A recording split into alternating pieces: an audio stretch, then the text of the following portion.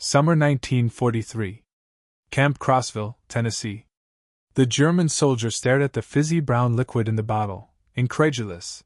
He had never seen anything like it. After 2 years of sand and combat in North Africa, surviving on biscuits as hard as stone and ersatz coffee, this sweet, carbonated drink called Coca-Cola seemed like a tangible miracle. 5 cents at the camp mess, the same price that, according to the guards, American children could afford with their pocket money.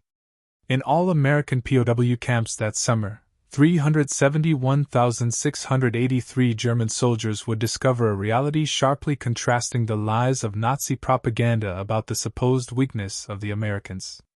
A nation where ice cream was an everyday dessert, soft drinks consumed without exception, and chocolate bars so common that guards handed them out as if they were nothing. Those simple foods, sweets many German children had never tasted, undermined Nazi ideology more effectively than any propaganda leaflet. The arithmetic of abundance revealed itself in sugar and carbonation, in chocolate and ice cream, demonstrating American industrial power and turning German deprivation from heroic sacrifice into pointless suffering. What began as astonishment at American sweets soon became a psychological revolution. The end of the desert. The surrender of the Afrika Korps in Tunisia in May 1943 brought roughly 250,000 German and Italian soldiers into Allied captivity. These veterans, who had pushed the British back to Egypt under Rommel's command, expected harsh treatment. Nazi propaganda had prepared them for extreme brutality and hunger. Instead, just hours after surrendering, they were greeted with American K rations.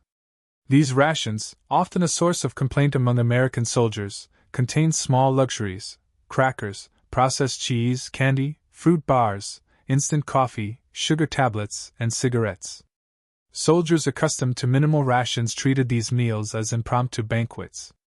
Military records note that in the North African processing camps, the American army served pancakes with syrup, fresh eggs, and milk, foods long absent from German rations.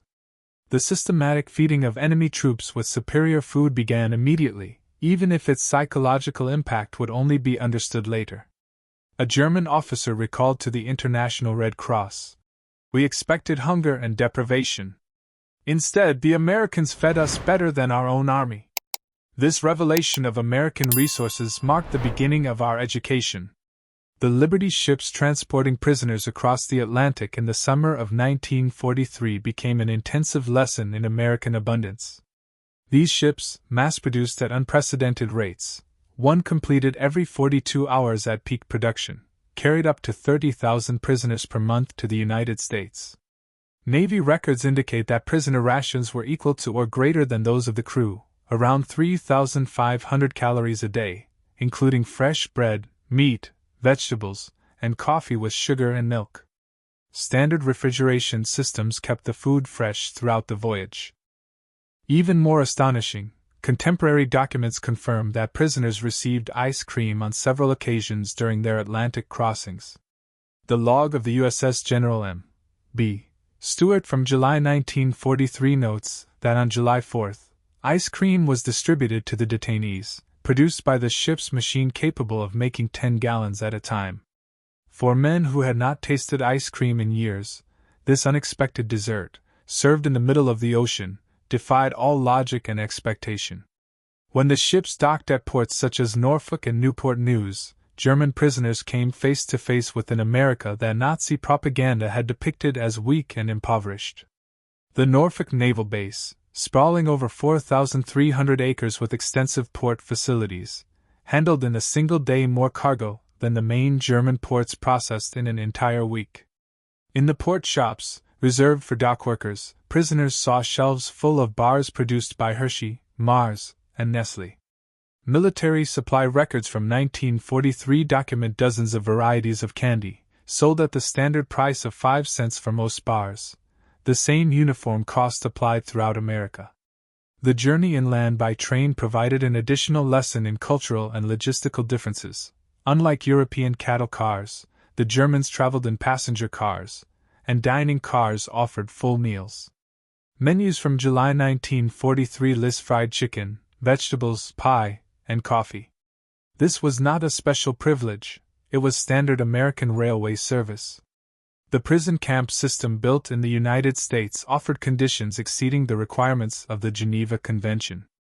Camp Crossville, Tennessee, exemplary among the larger facilities, had electricity, hot water, flush toilets, and heated barracks. Yet, what struck the prisoners most deeply were the camp stores, the PX shops. According to Army quartermaster records, they offered numerous brands of soft drinks, Coca-Cola, Pepsi, Dr. Pepper, RC Cola, along with candy bars and sweets, ice cream where refrigeration permitted, cigarettes, tobacco, fresh fruit, snacks, and 3.2% beer. Prisoners earned 80 cents a day for work, later raised to $1. With chocolate bars and Coca-Cola priced at 5 cents each, a daily wage allowed the purchase of 16 items, an abundance unimaginable to Germans, where such goods, if available, required special connections. Coca-Cola became a symbol of American industrial democracy. During the war, Coca-Cola Company production reached extraordinary levels. Company records show 5 billion bottles produced in 1943 alone. The military contract guaranteed American soldiers the drink for 5 cents worldwide, an unprecedented logistical commitment. German prisoners discovered that this fizzy beverage, virtually unknown before capture, was ubiquitous in America. Every camp received regular deliveries. Work crews and vending machines were everywhere, service stations, factories, schools. Americans of all ages and classes consumed it naturally, often discarding bottles half full. The standardization astonished the more technically minded prisoners. Coca-Cola tasted the same from Maine to Texas, a result of quality control far exceeding that of the German industry.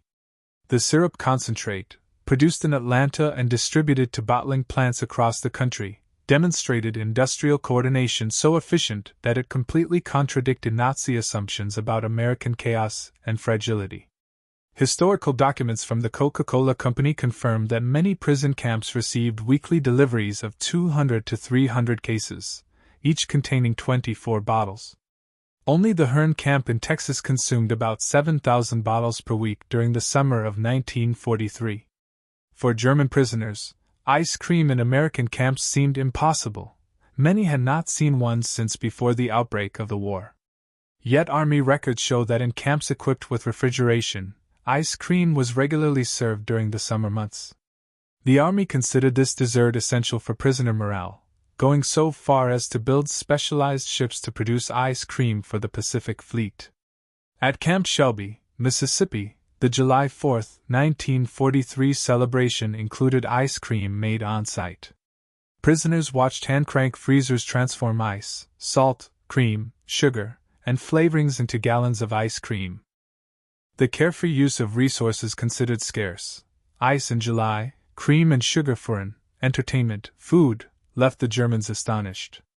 By 1944, many camps were already equipped with electric ice cream makers. The variety of flavors available, chocolate, vanilla, strawberry, butter pecan, exceeded that offered by German ice cream parlors before the war. Prisoners could buy ice cream bars, ice cream sandwiches, or cups in various flavors for 10 cents each.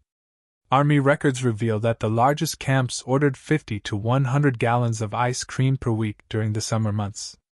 Frequency varied by camp and season, but the frozen luxury became a regular habit, completely unknown in German life. The sugar available in the camps had an equally powerful impact. In Germany, sugar was strictly rationed. Civilians received at most 280 grams per month, when available. In American camps, by contrast, unlimited sugar was placed in bowls on mess tables. Quartermaster records from 1943 to 1945 indicate weekly deliveries of 100-pound sacks of refined sugar. Camp bakeries used it liberally. Cakes, cookies, and pies regularly appeared on menus. Coffee, tea, cereals, and desserts were sweetened without restriction. One episode at Camp Aliceville, Alabama, highlights the cultural contrast. In August 1943, humid weather hardened hundreds of pounds of sugar. Instead of salvaging it as the Germans would have, the American staff discarded it and ordered new supplies, leaving prisoners shocked at the waste. Chocolate consumption habits also reflected a democratic abundance. Leading manufacturers, Hershey, Mars, Nestle, continued to produce millions of bars each month despite wartime restrictions. The Army purchased 380 million pounds of chocolate during the conflict years. In camp stores, bars were available in numerous varieties: standard, rations, emergency, or mixed, priced between 5 and 10 cents. Prisoners discovered that Americans had brand and flavor preferences and chose them casually. Monthly Red Cross packages further supplemented rations. According to records, they contained chocolate or candy, 2 instant coffees, processed cheese, crackers, canned meat, cigarettes, and soap. These luxury items exceeded what German civilians received as basic rations. Thanksgiving Day 1943 demonstrated American festive abundance to German prisoners. All camps served the traditional meal: roasted turkey with stuffing, mashed potatoes with gravy, sweet potatoes, cranberry sauce, vegetables, pumpkin pie, coffee, and milk. The organization required to serve 425,000 prisoners and millions of American soldiers demonstrated unparalleled logistical capacity. Receiving the same meal as U.S. soldiers emphasized an equality contrary to the racial hierarchy of the Nazis. Christmas 1943 brought unexpected generosity from civilians. Religious groups, civic organizations, and private individuals sent packages to prisoners. The American Friends Service Committee alone distributed 50,000 packages containing homemade cookies, sweets, toiletries, toys, books, cigarettes, and writing materials. Local communities often added additional gifts. In Tonkawa, Oklahoma, homemade sweets. In Hearne, Texas, cookies and candies contributed by church groups. This civilian kindness challenged the ideological foundations of the Nazis. Americans, despite having family members fighting against Germany, showed mercy toward prisoners, demonstrating strength through generosity rather than revenge. With the growing labor shortage, German prisoners increasingly worked outside the camps, directly observing American food production. By 1944, about 100,000 of them were employed in agriculture and food processing, gaining first-hand knowledge of American abundance. In Michigan orchards, they picked cherries destined for maraschino, the glossy decorations of ice cream sundaes. The scale of production left them speechless. Single orchards produced tons of fruit solely for aesthetic purposes. In canneries, prisoners observed strict quality controls that discarded perfectly edible food for minor defects. Del Monte records from 1944 indicate that about 15% of fruit was rejected for size or minor imperfections and sent to animal feed. Sugar beet processing in Colorado and Nebraska showcased agricultural mechanization far superior to Germany's. Individual farms produced more sugar beets than entire German regions. Prisoners realized that U.S. sugar production, combining cane and beets, reached about 7 million tons per year, explaining the seemingly casual abundance they witnessed in the camps. Those working near schools noticed the existence of the first organized school lunch programs. Children received hot meals, including milk, protein, and vegetables. Although the National School Lunch Act would not be formalized until 1946, early versions were already active during the war. The milk program profoundly impressed German prisoners. Many schools provided fresh milk daily. The logistics required to deliver large quantities of milk every day to thousands of schools demonstrated an organizational level that Germany could not match even in military supply. Some school cafeterias even offered ice cream for purchase, and the idea that children could buy frozen desserts while in Germany the population faced food shortages had a significant psychological impact. When minimally supervised prisoners ate meals in American diners under guard, they experienced a democratic abundance. Menus comparable to those of the best German restaurants were accessible to anyone with modest means. Documented 1944 prices show hamburgers at 25 cents, Coca-Cola at 5 cents, slice of pie at 15 cents, ice cream cup at 25 cents, and full dinners at 65 to 75 cents. The equality of service, anyone could order anything, contradicted the rigid German social hierarchy. A laborer and a bank manager could sit side by side and eat the same meal, served by the same staff at the same price. Accessing American publications, prisoners discovered production figures far exceeding any German capacity. Sugar, about 7 million tons per year. Chocolate and cocoa products, 380 million pounds for military use alone. Coca-Cola, 5 billion bottles, 1943 data. Ice cream, over 500 million gallons. Milk, 119 billion pounds. By comparison, German production during the same period was severely limited, sugar mostly from beets and rationed, chocolate reserved almost entirely for the military, minimal soft drinks, virtually no ice cream, and strictly rationed milk. These figures, openly published by the American press, demonstrated that U.S. wartime production surpassed Germany's peacetime maximums. By the end of 1944, German prisoners were sending food packages home instead of receiving them. With wages earned in the camps, they purchased chocolate, instant coffee, and canned goods to send to relatives. International Red Cross records confirm that about 11 million packages were sent to Germany, most containing food. The impact on German families, who received American abundance from imprisoned relatives while they themselves starved, deeply undermined Nazi ideology. Rationing in the United States revealed a massive social gap. Americans received 2 pounds of sugar per month, more than triple the German ration, and 28 ounces of meat weekly, more than the monthly German allotment. Despite rationing, consumption remained high. Office of Price Administration records document 74 pounds of sugar purchased per capita in 1944, 10 times the German consumption. Beyond Coca-Cola, prisoners discovered an entire soft drink industry: Pepsi Cola, Dr. Pepper, RC Cola, Orange Crush, and regional brands.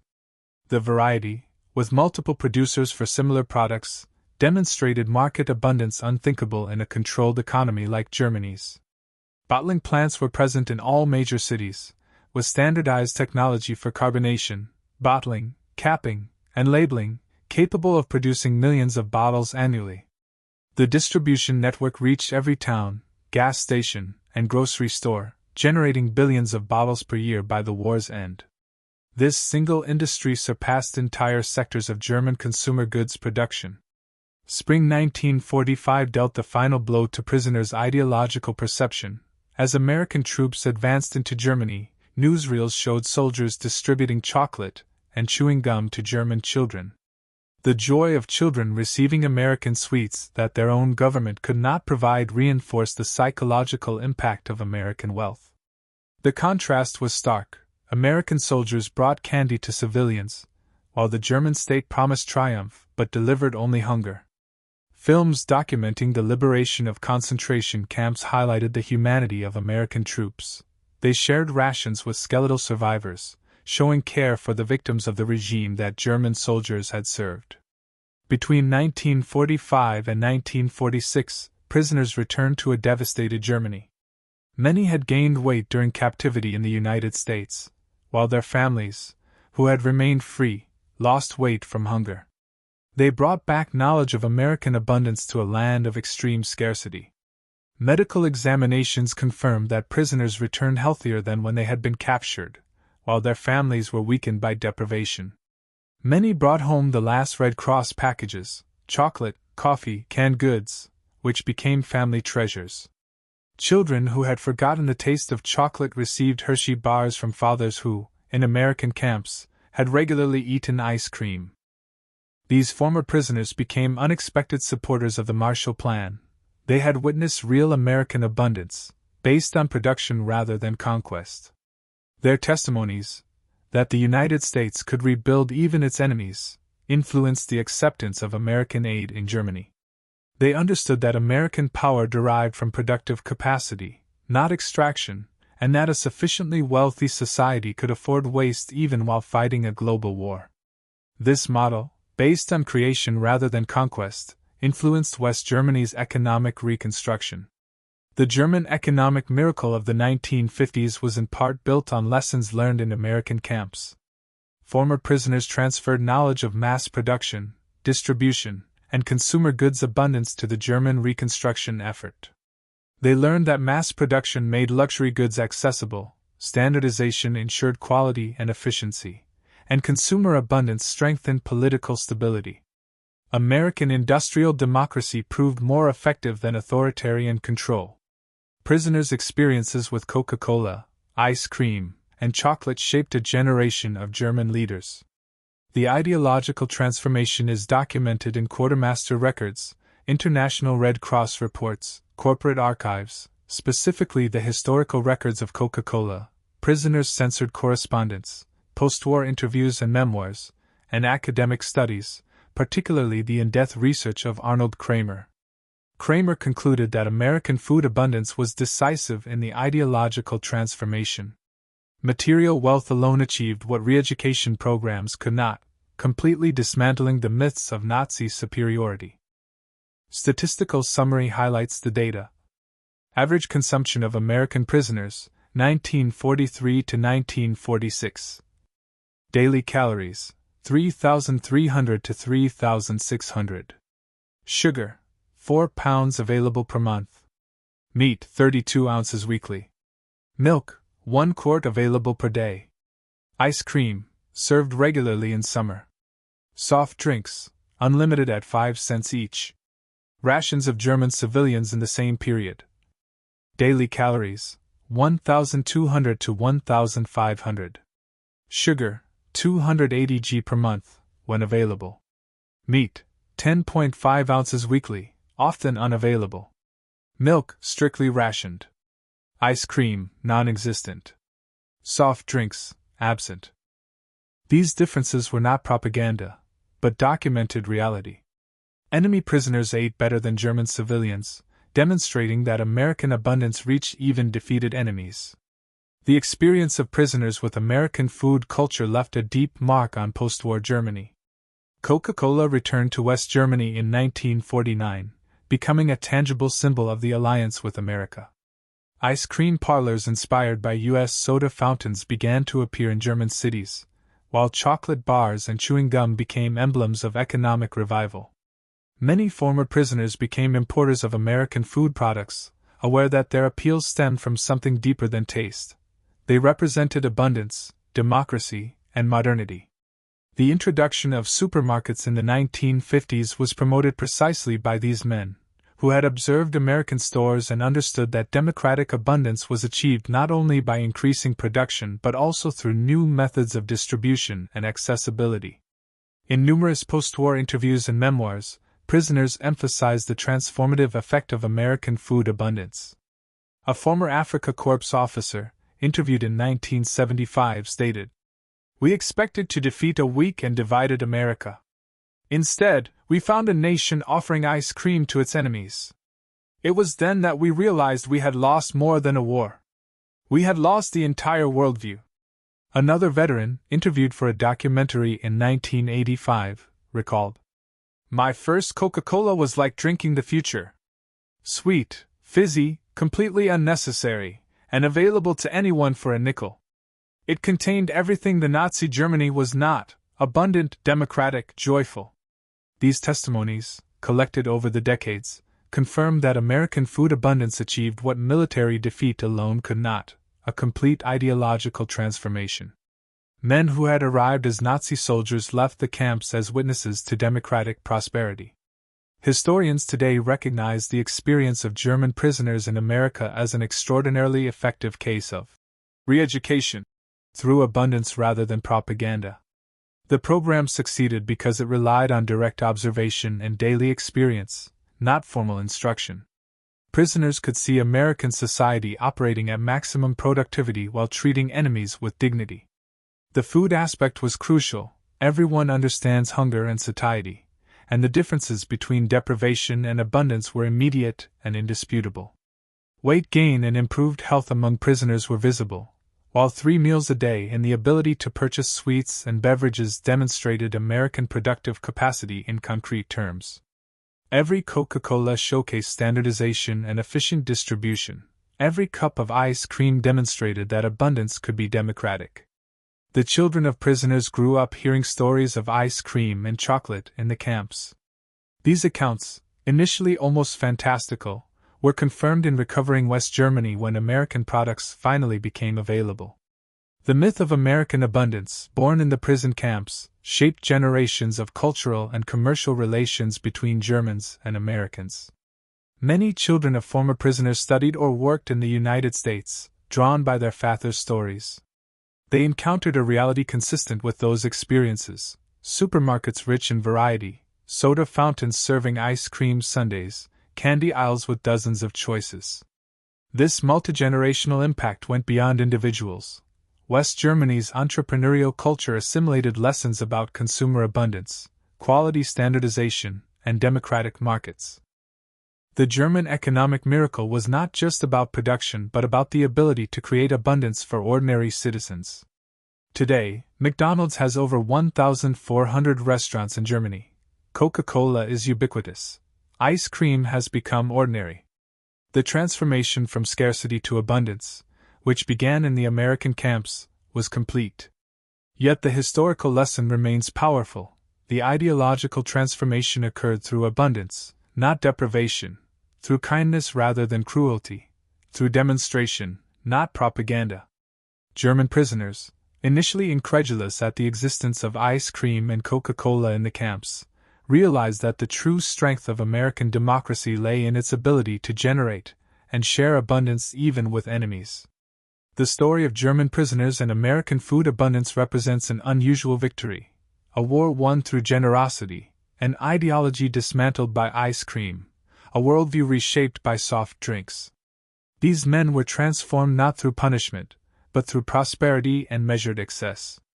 They arrived believing in German superiority and American weakness. They left understanding that American strength derived from productive capacity so vast it allowed waste without consequence. A society capable of offering Coca-Cola to prisoners for 5 cents possessed a power greater than military force. The ice cream sundae, with ice cream, syrup, whipped cream, nuts, and a cherry on top, became a metaphor for American abundance. Each component exceeded German dreams and, together, represented luxury made ordinary. The fact that enemies could ask for seconds while German children faced hunger revealed the total failure of the Nazi regime. Former prisoners remembered moments of sensory revelation: the first fizzy sip of Coca-Cola, the first spoonful of ice cream, the first bite of a Hershey bar. These memories carried more weight than any argument. They had tasted democracy, and its flavor was sweet. The transformation was complete and irrevocable. Men who had marched for the Third Reich returned as apostles of abundance, carrying with them the revolutionary message that prosperity arises from freedom, not conquest. They had learned that America's true secret weapon was not military, but lay in its ability to serve ice cream to its enemies. Ultimately, the bottles of Coca-Cola and the ice cream sundaes served in the camps accomplished what armies could only attempt. They transformed the hearts and minds of enemies.